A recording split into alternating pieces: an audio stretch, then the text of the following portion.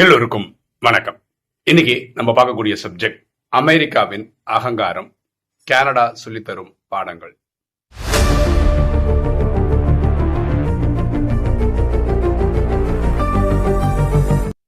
பாருங்களேன், நம்ம ட்ரம்ப் இருக்காருல்ல, அமெரிக்காவோட பிரசிடென்ட். அவர் வந்து 2வது முறையா எலெக்ட் ஆயிட்டு வந்த உடனே அவர் கனடாவை பத்தி சொன்னது என்ன தெரியுமா? நீங்க வேணா எங்களுடைய 51வது ஸ்டேட்டா சேர்ந்துக்காங்க. யார? கனடான்ற ஒரு நாட்டை. கனடாவுடைய பிரைம் மினிஸ்டர் இருக்கார்ல, அவர்கிட்ட என்ன சொல்றாரு, நீ வந்து என்னுடைய 51வது கவர்னரா இருந்துக்கோ. அவ்வளோ இலக்காரமா கனடாவை பத்தி அவர் பேசியிருக்கிறார். கனடாவோட இது இருக்கு இல்லையா, அந்த போர் மிலிட்ரி சப்போர்ட் எல்லாம் வந்து யார் கொடுக்குறான்னா அமெரிக்கா தான் கொடுக்குறான். இப்போ நான் ஒரு ஸ்டாட்டிஸ்டிக்ஸ்லாம் எடுத்து பார்த்தேன், இவங்களுக்கும் அவங்களுக்கும் என்ன பிஸ்னஸ் நடக்குது அப்படின்னு பார்த்தீங்கன்னா, எக்ஸ்போர்ட் இம்போர்ட் கனடா வந்து கிட்டத்தட்ட $1 trillion பக்கத்தில் ஒரு வருஷத்துக்கு பண்றாங்க. கனடாவோட எக்ஸ்போர்ட் வந்து 70% வந்து அமெரிக்காவுக்கு தான் பண்ணிட்டு இருக்காங்க. இந்த போருக்காக இந்த ஆயுதங்கள் எல்லாம் வாங்குறது அமெரிக்கா மட்டும்தான் நம்பிட்டு இருக்காங்க. அப்போ அமெரிக்காவோட பார்வை என்னன்னா, கனடா வந்து நம்ம இல்லைன்னா இல்லவே இல்லை. அந்த பார்வை வந்ததுனால தான் இந்த ட்ரம்ப் அவர் என்ன சொல்லிட்டாரு, நீங்க வந்து என்னோட 51வது ஸ்டேட்டா சேர்ந்துக்காங்க. அவங்க பிரைம் மினிஸ்டர் வந்து நீங்க என்னுடைய கவர்னர் ஆயிடுக்காங்கன்னு சொல்லிட்டு இருந்தேன். ஆனா கனடா வந்து அதோடைய இப்போது பிரைம் மினிஸ்டர் வந்து கார்னேன்னு பேர், CARNEY. அவர் வந்து ரொம்ப ரியலா நல்ல பாராட்டத்தக்க ஒரு மனிதர் தான். எப்படி நம்ம இங்க நரேந்திர மோடி எப்படி இருக்காரோ அந்த மாதிரி. இப்போ நரேந்திர மோடி வந்து ஒரு டைலாக்குக்கும் பதில் சொல்லிட்டுலாம் இருக்க மாட்டார், செயலில் பண்ணிட்டு போயிட்டே இருப்பார். அந்த கார்னேன்றவர் வந்து வார்த்தைக்கு வார்த்தை எதுவும் ஒரு பேசுனதில்லை. ஆக்சுவலாக ட்ரம்ப் வந்து இந்த மாதிரி நீங்கள் 51வது மாநிலமாக வந்துருங்கன்னு சொல்லும் போது கனடாக்கு வந்து ஜஸ்டின் ட்ரூடோன்றவர் தான் பிரைம் மினிஸ்டர் இருந்தார். அவரு நிறைய எதிர்ப்பெல்லாம் தெரிவித்தார் அந்த டைமில். எங்கள் நாடு வந்து தனிப்பட்ட நாடு, சோவரன் கண்ட்ரி, நீங்கள் நினைக்கிற மாதிரி நாங்கள் 51வது ஸ்டேட்டாக வரமாட்டோம். இந்த மாதிரி டைலாக் மேலே டைலாக் அவர் விட்டுருந்தார். யார்? Justin Trudeau. அவர் எலெக்ஷனில் தோத்துட்டாரு. அதுக்கப்புறம் இவர் வந்தார், கார்னின்றவர் வந்தார். இவர் வந்து மோடி மாதிரி எதுவுமே பேசுறதில்லை. ஆனால் அவர் ஒரு காரியம் பண்ணார். யாரு? கார்னி. அவர் என்ன பண்ணாருன்னா, அவங்க ஒரு மக்கள் இதை எப்படி பார்க்குறாங்க, அதாவது அமெரிக்காவோட இந்த டாமினன்ஸ் எப்படி பார்க்குறாங்க அப்படின்னு ஒன்றுன்னா பார்க்க ஆரம்பித்தார். அதுக்கப்புறம் அவர் தகவல்லாம் திரட்ட ஆரம்பித்தார். அவர் பார்த்த தகவல் வந்து பிரமிப்பாக இருக்கு. என்ன அப்படின்னு சொல்கிறார். இப்போ அவங்க வந்து விவசாயம் பண்ணுறாங்க, எல்லா கண்ட்ரியும் விவசாயம் பண்ணுறாங்க. இவங்க யாருக்கு அதிகமாக கொடுப்பாங்க? அமெரிக்கா தான் கொடுத்துட்டு இருந்தாங்க ஒரு காலத்தில். இப்போ அமெரிக்காவுக்கு இவங்களோட கனடாவில் இருக்கிறதுல ஒரு இந்த உருளைக்கிழங்கு இருக்குல்ல, இப்போ எல்லா நாடும் உருளைக்கிழங்கு அவங்க விவசாயம் பண்ணுறாங்க, எக்ஸ்ட்ரா இருக்கிறது எக்ஸ்போர்ட் பண்ணுறாங்க. இதில் ஆச்சரியப்படுறதுக்கெல்லாம் ஒன்றும் இல்லை. இந்த ஃப்ரெஞ்சு ஃப்ரைஸ்னு ஒன்று சாப்பிட்ருப்பீங்க, கரெக்டா? அந்த ஃப்ரெஞ்சு ஃப்ரைஸில் போடுற அந்த உருளைக்கிழங்கு வந்து எல்லா உருளைக்கிழங்குலையும் பண்ண முடியாது. இப்போ உருளைக்கிழங்கே வந்து ஒரு டைப் உருளைக்கிழங்கு தான் இருக்குன்னு இல்லை, ஒரு 10-15 டைப் இருக்கு. அதில் வந்து இந்த ஃப்ரெஞ்ச் ஃப்ரைஸ் போடுறதுக்குன்னே உருவாக்கக்கூடிய உருளைக்கிழங்கு இருக்கு. அந்த உருளைக்கிழங்கு வந்து அதிகமாக எக்ஸ்போர்ட் பண்ணுறது வந்து கனடா தான். அது அதிகமாக இவங்க வாங்கிக்கிறாங்க. யாரு? அமெரிக்கா வாங்கிக்கிறாங்க. இப்போதான் ஒரு ரூல்ஸ் போடுறான்ல, நீ டாரிஃப் கட்டு, 25% கட்டு, 50% கட்டுன்னெல்லாம் சொல்ல ஆரம்பிக்கும் போது அங்கே இருக்கிற கனடா இருக்க விவசாயிகளுக்கு என்னென்னா, இவர் டெய்லி ஒரு கதை சொல்லிட்டு இருக்காரு, என்ன பண்ணுறதுன்னு இப்படி யோசிச்சாங்க. சரி, இது அமெரிக்கா நம்ம ரொம்ப 70% எக்ஸ்போர்ட் இவங்கள தான் நம்பியிருக்காங்க, இப்படி நம்பி இருந்ததால இந்த பிரச்சனை அப்படின்னு யோசிச்சாங்க. அமெரிக்காவுக்கு பக்கத்தில் இருக்குது மெக்சிகோ. மெக்சிகோக்கு இது தேவைப்படுதான்னு பார்த்தா அவங்களுக்கு ரொம்ப தேவைப்படுது. ரைட்டு, அமெரிக்காவுக்கு இப்படி அனுப்புறதோட அவங்க சொல்கிற டெய்லி டாரிஃப்னு சொல்லிட்டு இருக்காங்கல்ல, இவங்க சண்டை போடவும் முடியாது. உலகத்தில் நம்பர் 1 ஆர்மி. ரைட்டு, இவனுக்கு தரதை இங்கே கொடுத்துருவோன்னு சொல்லி இங்கே கொடுத்துறான். இதை வந்து கார்னி பார்த்தாரு. இவங்க என்ன எக்ஸ்போர்ட் பண்ணுறாங்க அப்படின்னு பார்த்தீங்கன்னா, கனடா எக்ஸ்போர்ட் பண்ணுறதுன்னு பார்த்தீங்கன்னா காப்பர் எக்ஸ்போர்ட் பண்ணுறாங்க, இந்த விவசாய பொருட்கள் எக்ஸ்போர்ட் பண்ணுறாங்க, காருக்கான மேனுஃபேக்சரிங் பார்ட்ஸ் பண்ணுறாங்க. இப்படி ஒவ்வொரு துறையில் அவங்க பண்ணுறாங்க. அந்த ஒரு துறையை சேர்ந்தவங்க என்ன யோசிக்க ஆரம்பிச்சிட்டாங்கன்னா, ஆட்டோமேட்டிக் இது மக்களாகவே பண்ண ஆரம்பிச்சது. அமெரிக்கா இப்படி பண்ணுறாங்கல்ல, நம்மளை அவமானப்படுத்துகிறாங்க. ஓகே, இந்த மாதிரி 51வது ஸ்டேட்டாக வந்து இப்படிலாம் சொல்கிறாங்க. இது வந்து எந்த ஒரு தன்மானம் இருக்க மனுஷன் ஏற்றுக்க மாட்டாங்கல்ல. இவங்களை நம்பி இருக்கிறது தானே இப்படி பேசுகிறாங்க, நம்ம வேற ஊருக்கு பண்ணுவோம், வேற கண்ட்ரிக்கு பண்ணுவோம்னு சொல்லிட்டு ஒவ்வொரு மக்களாகவே இறங்கி பண்ண ஆரம்பிச்சிட்டாங்க இந்த வேலைகளெல்லாம். வேற கண்ட்ரியோட இது பண்ண ஆரம்பிச்சிட்டாங்க. அதே மாதிரி உங்களுக்கு தெரியும் கனடாவும் அமெரிக்காவும் பக்கத்து பக்கத்து நாடுகள் தான்.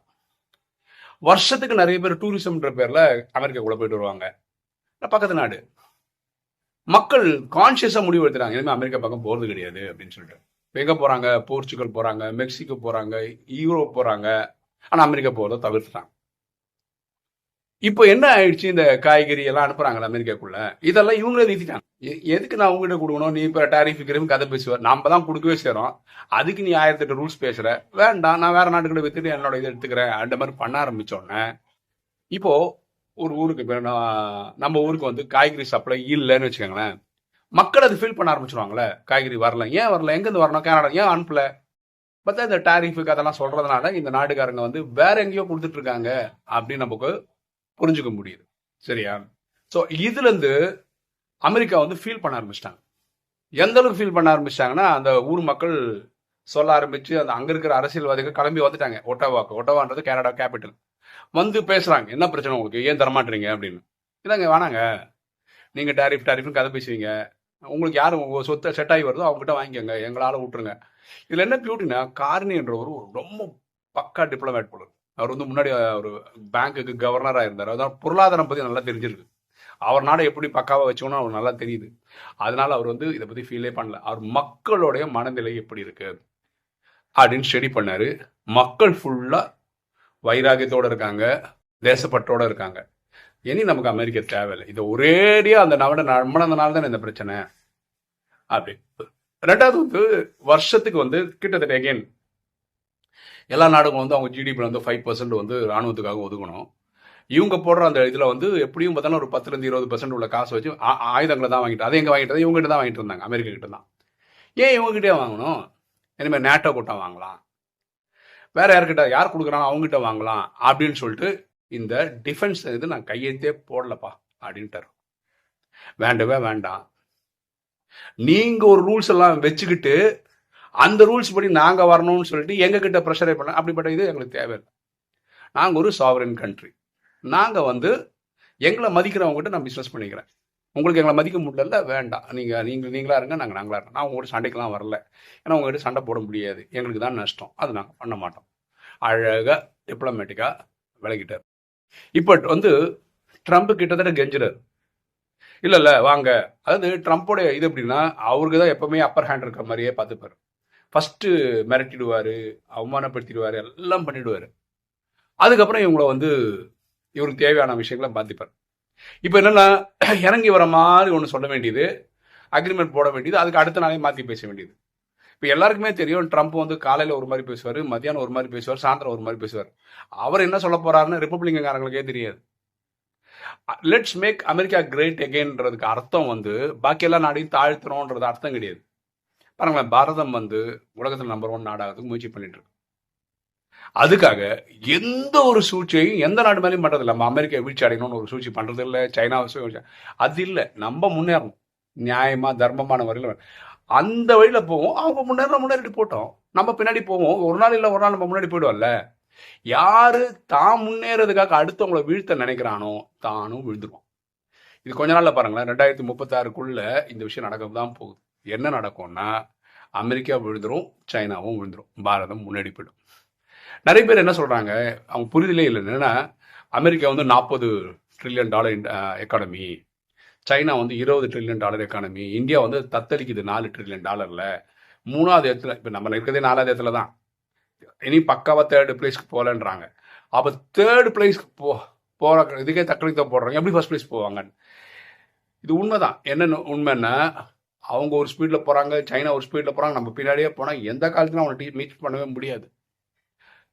நான் என்ன சொல்றேன், இந்தியாவோட ஸ்பீட், இந்தியா வந்து 7% 8% growth காட்டிகிட்டே இருக்காங்க வருஷம் வருஷம்.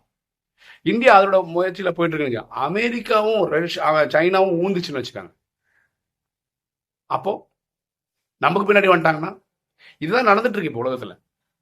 இப்ப ஈரான் வந்து அவன் ஆயில வந்து அவனோட ரூபாயில கொடுக்க தான் ட்ரை பண்றான். நம்ம இந்தியன் ருபீஸ் கொடுத்து ஈரான் கிட்ட இது வாங்கிப்போம். அது டாலர்ல வேலை நடக்கலன்றதால இந்த போரே நடக்குது. இதுதான் வாஸ்தவமான உண்மை. எல்லா நாடு மேலேயும் இவங்க யார் போர் போடுவாங்க? ஈராக் மேலே ஏன் போட்டாங்க? அவர் சதாம் ஹுசேன் வந்து கோல்டுல பண்ணலாமா, அவங்க ஊருக்கு பைசால பண்ணலாமான்னு நினைச்சவதான் அந்த நாடு அழிச்சிட்டாரு. புரியுதுங்களா? வெனிசுலாக்கும் சைனாக்கும் வந்து யுவான்ல வாங்கிக்கிறேன்னு யுனிஸ்ல சொன்னதுனால தான் அந்த வெனிசுலா அவங்க சொல்ற காரணங்களா புதுசு புதுசா சொல்லுவாங்க. அதாவது ட்ரக்ஸ் ஏற்றுமதி பண்றாங்க, அது பண்றாங்க. ஆனா அது ஒரு காரணமா சொல்லி வெனிசுலாவை அட்டை போட்டாங்க. இப்போ வந்து யுரான் வந்து அதுதான் பண்றாங்க. இப்படி ஒரு கண்ட்ரியும் இந்த ஆயிலை பேஸ் பண்ணி தான் பண்றாங்க. புரியுதுங்களா? இந்த கல்ஃப் கண்ட்ரிஸ் எல்லாருமே எப்படி ட்ரேட் பண்றாங்க? டாலர்ல தான் பண்றாங்க. அந்த ஆயில் யாருது? அந்தந்த நாடுக்குது. ஏன் இப்போ சவுதி அரேபியா அவனோட ரூபாயில பண்ணக்கூடாது? துபாய் ஏன் அவனோட ரூபாயில பண்ணக்கூடாது? என்னைக்கு அவங்க ரூபாயில பண்ண ஆரம்பிச்சிட்டாங்களோ அமெரிக்காவுக்கு இங்க வேலையே கிடையாது. அமெரிக்காவோட டாலருக்கு மதிப்பே இல்லை. ஆக்சுவலா அமெரிக்காவோட டாலரோட மதிப்பு கண்ணாமன்னு குறைஞ்சு போயிட்டே தான் இருக்கு. இப்ப பாருங்களேன், இந்தியா வந்து 7% 8% முன்னேறிட்டு இருக்கு வருஷம். ஆனா இன்னைக்கு டாலரோட மதிப்பு என்ன? இந்தியா ஒரு டாலருக்கு வந்து 93 ரூபா தரணும். ஏன் கொடுக்கணும்? பிசினஸ் எல்லாம் டாலர்ல நடக்கும்போது அங்க டாலர் அடி வாங்குது. அந்த டாலர் காப்பாத்துறதுக்கு நம்மலாம் எக்ஸ்ட்ராவா பார்த்து அடிபடுறோம். உலகமே அடிபடுது அந்த டாலர் காப்பாத்துற மாதிரி இப்ப இருக்கு. இப்ப நான் வந்து இப்ப நம்ம வந்து இப்ப ரஷ்யா கிட்ட வாங்குறோம்னா ரஷ்யா ரூபல்ல வாங்குறோம், இல்ல அவங்க நம்ம இந்தியன் ருப்பில வாங்கினா அமெரிக்கா டாலருக்கு தேவைப்படாது இல்ல. அப்படி ஒரு கண்ட்ரி பண்ணா அந்தந்த அடி அமெரிக்கா அங்கங்க போய் போர் படுறாங்க, அதோட அடி அவன் தானே வாங்குவோம், நம்ம அடி வாங்கணும். ஓகேவா? ஸோ நம்ம டாபிக் வருவோம். நம்ம டாபிக் என்ன? அமெரிக்காவின் அகங்காரம். உலகத்தோட சூப்பர் பவர் அப்படின்றதுனால வாய்க்கு வந்ததெல்லாம் பேசினதுனால வரக்கூடிய இது என்னன்னா, அகங்காரத்தின் மறுபக்கம் என்னன்னா தோல்விதான். கனடா அவரோட அதிபர் ரொம்ப பாராட்டணும். ஏன்னா அவரு வந்து நம்ம மோடி மாதிரி கமுக்கமா பேச்சே பேசாம, எதையுமே சண்டை போடாம, எதிர்ப்பே தெரிவிக்காம, நான் வந்து ட்ரேட் சைன் பண்றேன்னு சொல்லல, பண்ணலன்னு சொல்லல, எங்களுக்கு ஏத்த மாதிரி வந்தா பார்க்கலான்ற மாதிரி சொல்லி அழகா முடிச்சிட்டாரு. இப்போ அவரு தான் இப்போ ஹீரோ வேர்ல்டு மார்க்கெட்ல. ஓகேவா? அதாவது நம்ம இன்னைக்கு இல்லை, நேற்று இல்லை, இது 3வது டேர்மா பிரைம் மினிஸ்டர், இந்தியாவோட பிரைம் மினிஸ்டர் வந்து நமக்குன்னு ஒரு பாதை இருக்கு, இந்தியாவுக்குன்னு ஒரு வழி இருக்கு, அதுதான் நாங்கள் ஃபாலோ பண்ணுவோம், நாங்கள் இந்த பக்கம் இல்லை. பாருங்களேன், ரஷ்யா யுக்ரைன் போர் நடக்குது. இந்தியா வந்து ரஷ்யாவுக்கும் ஃப்ரெண்டு, யுக்ரைனுக்கும் ஃப்ரெண்டு. இங்கே வந்து ஈரான் இஸ்ரேலுக்கு சண்டை நடக்குது. இந்தியா ஈரான் கூடயும் ஃப்ரெண்டு, இஸ்ரேல் கூடயும் ஃப்ரெண்டு. நம்ம ரஷ்யாவுக்கும் ஃப்ரெண்டு, அமெரிக்காவுக்கும் ஃப்ரெண்டு. யாராவது இப்படி இருக்க முடியும்? யாரு கூடயும் சண்டை போடாமல் எல்லாருக்கிட்டையும் அமைதியாக. இந்தியாவோட வெளியுறவுகளுக்கு அந்த லட்சம் பியூட்டிஃபுல்லாக இருக்குது. அந்த மாதிரி ஒரு ஸ்டாண்டர்டில் இருக்கிறதுனால தான் நம்ம எல்லாரும் கூட அனுசரித்து போக முடியுது. அவங்களால முடியல. அவங்கள பொறுத்த வரைக்கும் ஏதாவது ஒரு சைடு வரணும். நீங்கள் இந்த பக்கம் வாங்க, இல்லை அந்த பக்கம் வாங்க. அமெரிக்கா என்ன சொல்கிறேன், எல்லாம் எப்பவுமே என் கூட வாங்க, அவன் தப்பு பண்ணா கூட. அது நம்ம பண்ண மாட்டோம்.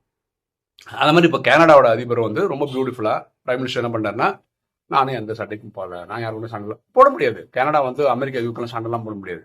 இப்போ எப்படி வெனிசுலா அதிபர் தூக்கி போனாங்களோ அது மாதிரி ஒரு தூக்கி போயிடுவாங்க. இப்போ வந்து கனடா வந்து கிட்டத்தட்ட வருஷத்துக்கு வந்து ஒரு 5-6 ட்ரில்லியன் டாலருக்கான ஒரு பிஸ்னஸ் வந்து அமெரிக்காவுக்கும் போயிட்டு இருக்கு.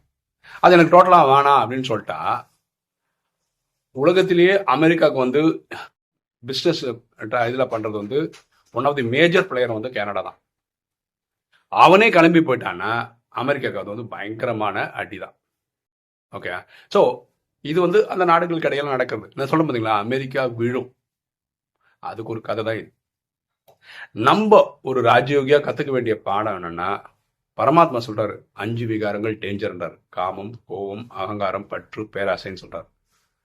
அகங்காரம் மூத்துச்சுன்னா, அதிகமாயிடுச்சுன்னா என்ன ஆகும்னா தோல்விதான், அடிதான், வீழ்ச்சி தான். அதுக்கு அமெரிக்கா அதிபர் ஒரு கதை. புரிஞ்சுக்க வேண்டிய விஷயம் நம்ம. நம்ம டெய்லி நம்ம வாழ்க்கையில நடக்கிற பல விஷயங்களை பார்த்து நம்ம ஒரு பாடம் கற்றுக்கணும். அந்த நாடு கற்றுக்குச்சோ இல்லையோ நம்ம ஒவ்வொருத்தரும் பாடம் கற்றுக்கணும். ஸோ நம்ம என்றைக்குமே நமக்கு அகங்காரம் வரக்கூடாது. இதுதான் இதோடைய லெசன். அதே மாதிரி எப்படி ஒரு செயலை எடுத்து பண்ணணுன்றது கனடா அதிபர் பார்த்துக்கிறது. அவர் நான் யார் தெரியுமா, நீ யார் தெரியுமா அப்படிலாம் சொல்ல.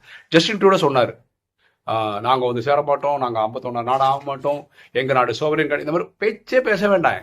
ஒரு அரகண்ட் கிட்ட என்னதான் பேசுகிறோன்னு தெரியாமல் பேசுகிறவங்க கிட்ட நீங்கள் பேச்சு பேச வேண்டிய அவசியமே கிடையாது. எப்படி நம்ம மோடி சைலண்டாக இருந்து காரியத்தை ஜெயிச்சுட்டு போயிட்டே இருக்காரோ, அதே மாதிரி இனி ஒரு உலக தலைவர் பண்ணுறாருன்னா இப்போ கார்னே பண்ணுறாரு, கனடாவோட பிரைம் மினிஸ்டர் பண்ணுறாரு. ரொம்ப சந்தோஷமா இருக்கு. ஓகே, இந்த சம்பவத்தை பற்றி நீங்கள் என்ன நினைக்கிறீங்கன்றத கமெண்ட் செக்ஷனில் போடுங்க, நம்ம எல்லாரும் தெரிஞ்சுக்கலாம். ஓகே, இன்னைக்கு வீடியோ உங்களுக்கு பிடிச்சிருக்கோம் நினைக்கிறேன். பிடிச்சா லைக் பண்ணுங்கள், சப்ஸ்கிரைப் பண்ணுங்கள், ஃப்ரெண்ட்ஸ் சொல்லுங்கள், ஷேர் பண்ணுங்கள், கமெண்ட்ஸ் போடுங்க. தேங்க்யூ.